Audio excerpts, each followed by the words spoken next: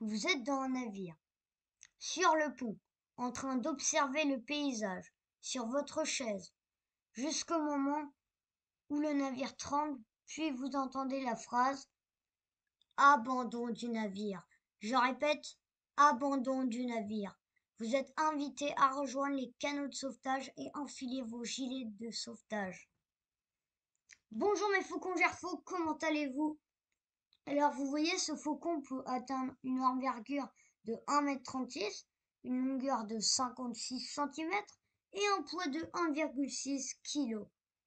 Il se distingue pas très bien du faucon pèlerin. Bon allez, on passe aux choses sérieuses. On va aller à Marseille en navire. Sauf qu'avec cette vidéo, vous n'aurez plus envie du tout. Alors on est parti pour le top 3 des voyages qui ont tourné au vinaigre.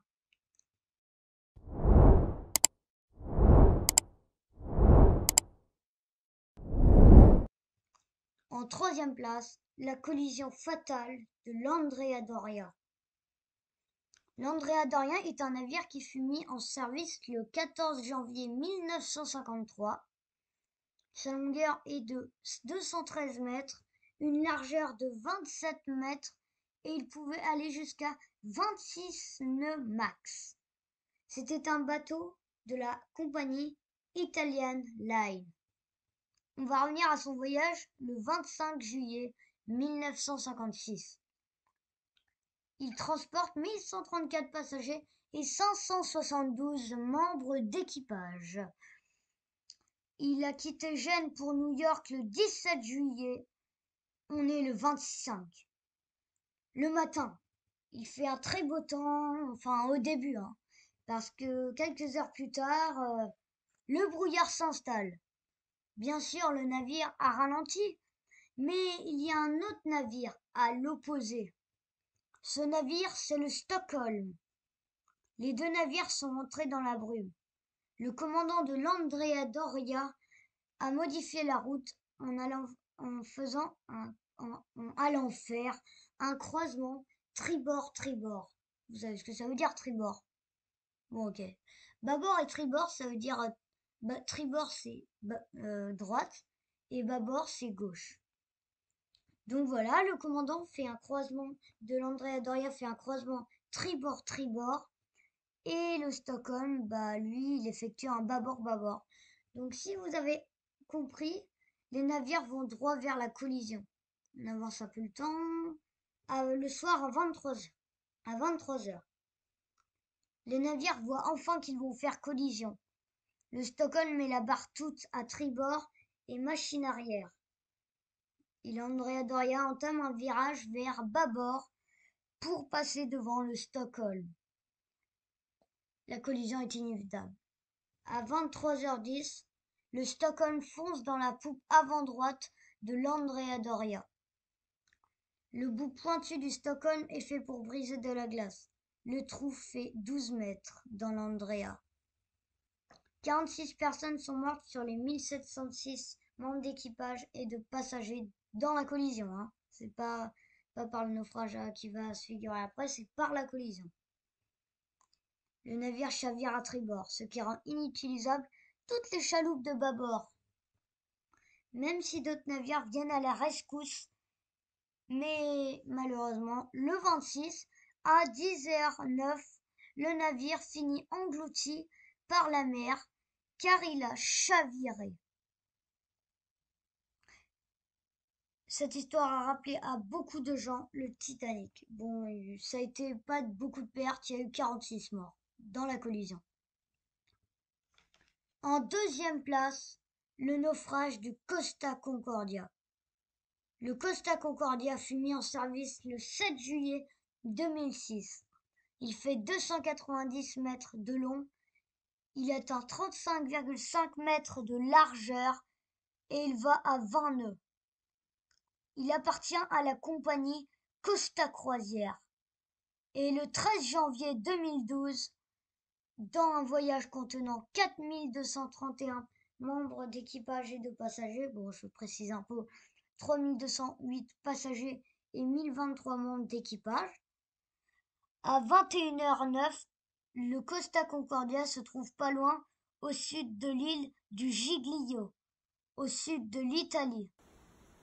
21h34. Le commandant Francesco Schettino va passer près de l'île du Giglio pour faire un inchino, un salut. Mais très très près de l'île. En fait, ça ne va pas se passer comme il le voulait. À 21h45, vous avez un peu compris dans le titre le naufrage. Ah non, je ne vous l'ai pas bien dit. Mais c'est là qu'il va bel et bien heurter un récif qui n'était pas indiqué sur la carte. C'est l'arrière-bâbord du navire qui a heurté le récif. On sent bien la secousse, puis qui se finissent par plusieurs clignotements de lumière dans tout le navire. Schettino a du mal à dire au secours que son navire va couler. Donc dès qu'ils vont l'appeler par téléphone, il dit que tout va bien, que c'est juste une panne d'électricité. Mais les déplacements dans le navire commencent à être très difficiles, car le navire commence à chavirer d'un côté. Et là, les gens commencent à se douter de la situation et à appeler les secours. Plusieurs autres personnes mettent leur gilet de sauvetage, au cas où. Donc les secours rappellent Schettino qui sont moins dupes. Mais en fait, Schettino, il répète la même chose. Une petite panne d'électricité, on va tout réparer. Jusqu'au moment où un officier dit qu'il y a une petite fuite d'eau. Enfin. Mais là, les secours, ils rappellent Schettino qu'il leur avoue enfin que le navire va chavirer. Et 45 minutes après l'impact, Schettino répète dans les micros du navire: abandon du navire. Je répète, abandon du navire. Vous êtes invités à mettre vos gilets de sauvetage et à rejoindre les canots. Et en fait, la logique des passagers, c'est chacun pour soi. Donc, vous avez un peu compris, ça va être comme le Titanic. Les canots descendent dans la précipitation et à moitié vides. Pendant ce temps, le commandant, vous allez même pas y croire, mais il se fait tranquillement la malle sur une chaloupe, avec son second. Mais les secours le rejoignent au téléphone et font une conversation épique. Je vous en cite un bout. Bonsoir, commandant Defalco. Votre nom, s'il vous plaît?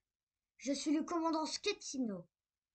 Écoutez, Schettino, avec votre chaloupe, vous retournez sur le navire et vous me dites combien il y a de gens, ok? Je peux vous dire quelque chose? Parlez plus fort! Actuellement, le navire est incliné. J'ai compris, mais allez-y. Vous m'assurez que vous êtes en train de repartir? J'y vais. Je suis là pour coordonner les secours. Que faites-vous? Qu'est-ce qui coordonne? Montez-y, bordel de merde, vous refusez? Non, je ne refuse pas. Alors montez-y. Mais vous vous rendez compte qu'il fait nuit et qu'on ne voit rien? Vous voulez rentrer à la maison, Schettino?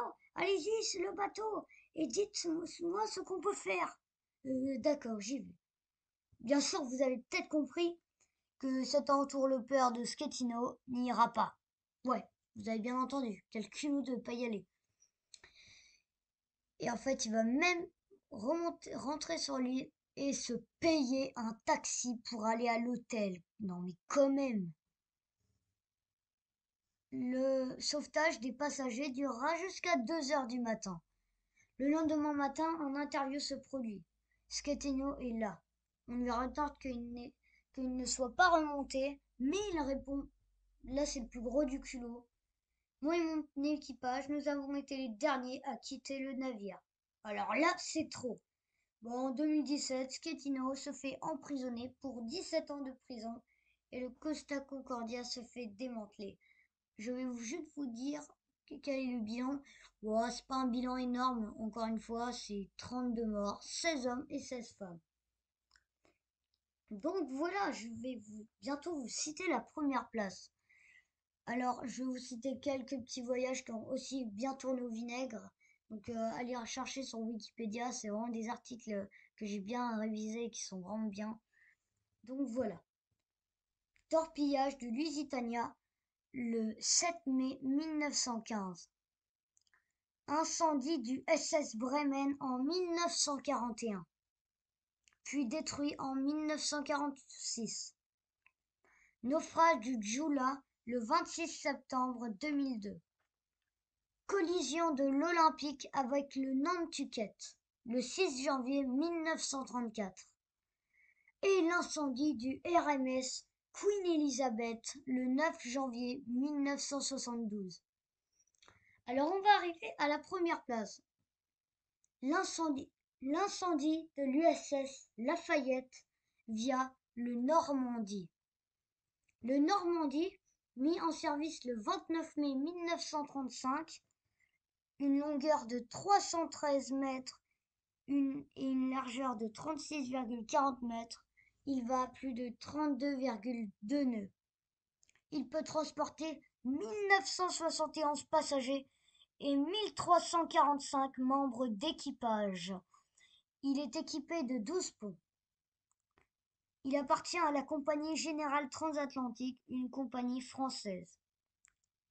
Ce navire, c'est le Big Boss de la marine française. C'était un luxe qu'on trouvait nulle part dans ces années-là. En 1936, le paquebot doit arrêter sa carrière à cause de la Seconde Guerre mondiale. Il se fait désarmer puis on l'amarre à New York jusqu'en 1941 où il est réceptionné par l'armée américaine et sera renommé USS Lafayette. Ce sera un futur transporteur de troupes rapide. Mais faut un peu l'améliorer quand même. Et pendant l'amélioration, en 1942, un saboteur nazi crée un incendie dans le navire. Le navire chavire après au port de New York à cause des jets d'eau des pompiers. La France ne veut pas reprendre la coque toute brûlée et il se fera démanteler. Fin du Big Boss. Donc voilà, c'est la fin de la vidéo, déjà. Dites-moi ce que vous avez aimé. Et on se retrouve pour une prochaine vidéo bientôt où on parlera du top 4 des crashs d'avions qui ont tourné au vinaigre.